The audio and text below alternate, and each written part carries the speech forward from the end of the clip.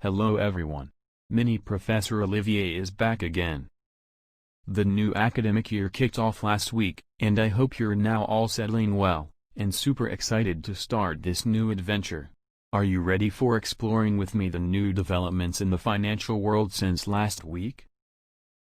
Oh, one more thing before we start. If you find this little video useful, please don't forget to encourage me by liking it below. You know what? Producing these little videos every week takes me a lot of time, so please show me your support, like it and share it around you. I'd be so happy. Okay, let's start. The summer lull came to an end this week as traders returned to their desks and market volatility spiked higher. The action was mainly in the tech stocks, which have driven the market higher since March.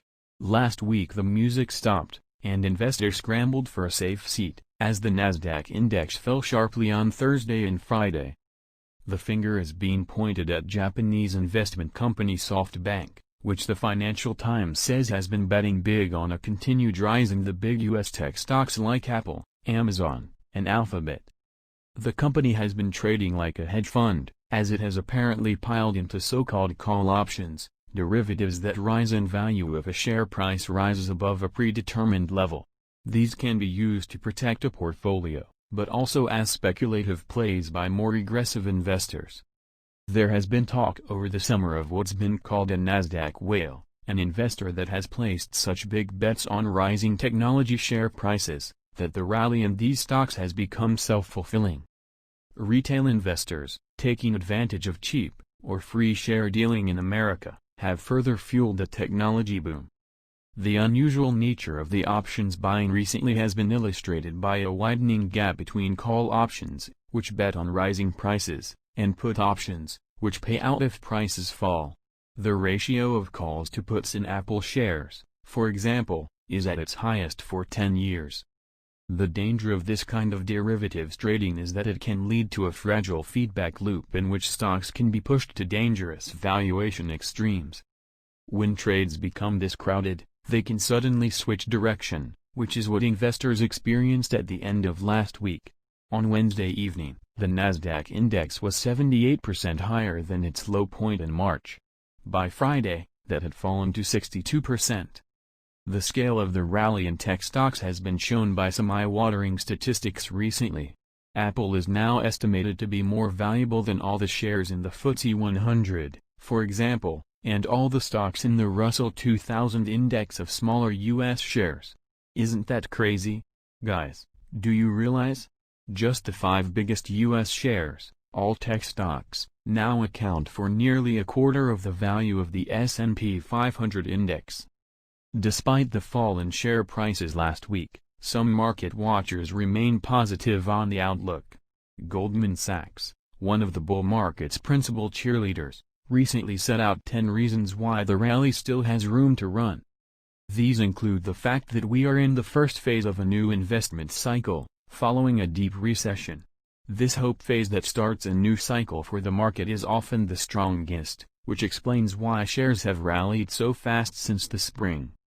Goldman is also bullish on the prospect of a vaccine for COVID-19 being found sooner than expected. Its economists have also recently revised their growth forecasts higher. It thinks that central bank and government policy will remain supportive. Other reasons to be positive include the likely continuation of very low interest rates, which makes investors more inclined to invest in risky assets like shares. Equities are also seen as a good hedge against inflation, which many experts think may be set for a return. Low interest rates also mean that shares are relatively cheap compared with bonds, as in many cases they offer a higher yield than the fixed income alternative. Finally, Goldman remains a believer in the digital revolution, which continues to transform the economy, and which has helped technology stocks become the biggest beneficiaries of the pandemic. For this positive view to be proved correct, investors will need to overcome a long list of worries as the summer rolls over into autumn. The list is longer than ever this year. Top of it is the upcoming U.S. presidential election, which is in the headlines again this week, as talk of Russian interference returns to muddy the waters of the world's highest-profile Democratic vote.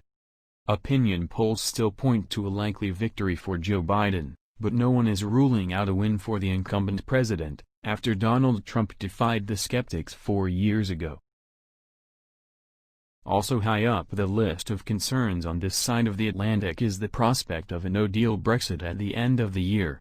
The likelihood of this has risen this week after the UK government apparently threw down the gauntlet to the EU, with the threat that Britain could rewrite the withdrawal agreement it agreed last year. The prospect of the UK backsliding on its promises has shocked many in diplomatic circles, and threatens to destabilize talks, which are due to resume this week.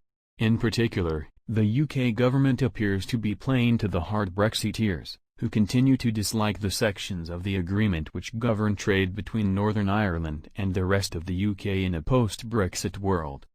The Prime Minister, Boris Johnson, has attempted to draw another line in the sand, by warning Brussels that Britain will walk away from talks if nothing is decided by the middle of October.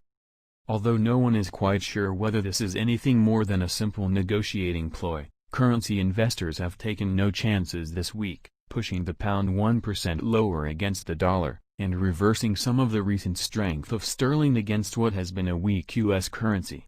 The pound had gained 4% against the dollar since June. As is often the case, a weak pound has helped push the FTSE 100 higher. It rose more than 2% yesterday, as the overseas earnings of its international constituents were boosted by sterling's retreat. Investors are also betting that markets will become more volatile, as the end December deadline approaches. The price of derivatives contracts which pay out if exchange rates become more volatile surged this week, with the 3-month contract at its highest level since May. In other markets, commodities have also retreated after a strong run. Copper, in particular, which is seen as a bellwether of economic activity, has fallen back after rising by 45% since March. Having reached a 2-year high last week, of $6,830 a ton, the price slipped to $6,775 by the end of the week. As with shares, the bulls remain convinced there is further to go. They point to rising demand in China, the world's biggest buyer of the metal, as manufacturing activity rises at its fastest rate since 2011. Stockpiles are dwindling, hitting a 15-year low on the London Metal Exchange. The oil price has also given back some of its recent gains. The price of crude dropped to its lowest level in more than a month, after Saudi Aramco, the kingdom's giant state-owned producer, said at the weekend that it would cut prices on its shipments to Asia. Brent fell 1.7% on the news, to just under $42 a barrel. On the economic front, the key focus will be inflation data later this week in the U.S.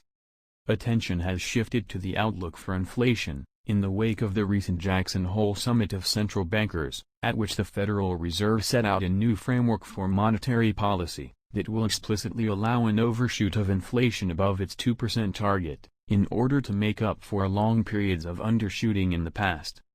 The new approach puts much greater emphasis on the Fed's obligation to promote maximum employment, one of its 3 objectives, alongside stable prices and moderate long-term interest rates. In the past, most famously under 1980s Fed Chair Paul Volcker, the focus was on price stability, even if that meant sacrificing jobs. Now it looks as if the Fed is looking to boost the jobs market, even if that means higher prices. In the short term, this is probably a sensible response to the COVID-19 pandemic. In the longer run, it remains to be seen how relaxed investors will be if inflation, the scourge of the 1970s, returns and hits returns. That's all for this weekly financial markets summary. I hope you found it useful, and if so, please don't forget to like it below. I'll be super grateful. If you want to receive automatic updates on our market news, please also subscribe to this channel. See you next week. Goodbye.